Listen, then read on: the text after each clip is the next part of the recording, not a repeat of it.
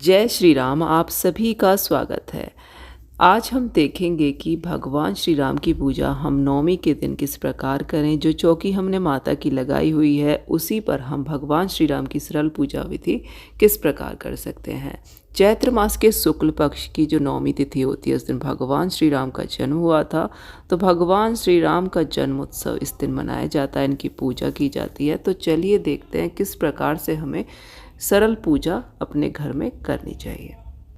यह जो पूजा है यह मैं अपनी जो माता की मैंने चौकी लगाई हुई है उसी के पास कर रही हूँ। तो बहुत ही सरल पूजा विधि आज मैं आपको बता रही हूँ। चौकी आप अलग से लगा के भी भगवान श्री राम की पूजा कर सकते हैं थोड़े बड़े स्तर पर। आज मैं आपको बहुत ही छोटी और सरल पूजा विधि इसमें बता रही हूँ।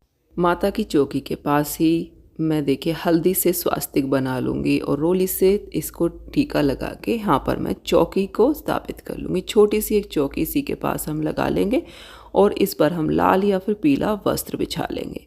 भगवान श्री राम की या फिर राम दरबार की आपके पास कोई भी फ़ोटो हो आप यहाँ पर लगा लीजिए। गणपति जी की यहाँ पर पहले से ही मैंने स्थापना की हुई है तो मैं अलग से गणपति जी की स्थापना नहीं कर।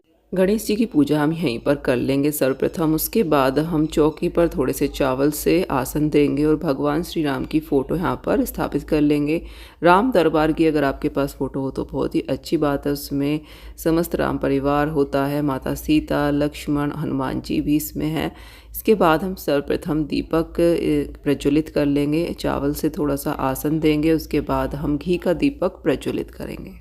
अब हम एक लोटे में जल लेंगे और 3 बार हम भाव रूप से जल के छींटे लगाकर स्नान करा देंगे। गणेश जी का भी और भगवान श्री राम का भी इस प्रकार से जल के छींटे देकर हम स्नान करा देंगे। जल में आप थोड़ा सा गंगा जल अवश्य डाल लें।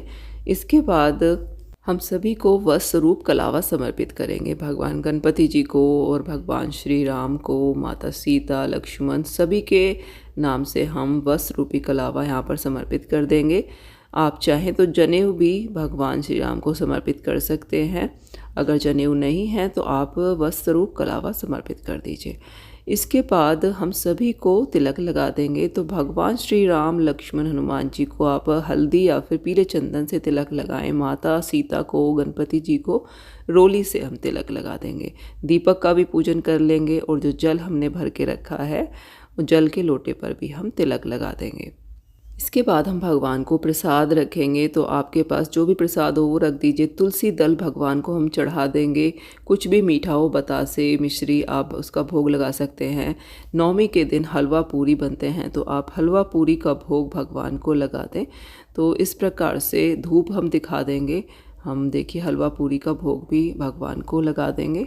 इस दिन रामायण की भी पूजा अवश्य करें और हो सके तो रामायण के भी पाठ इस दिन हमें अवश्य करने चाहिए।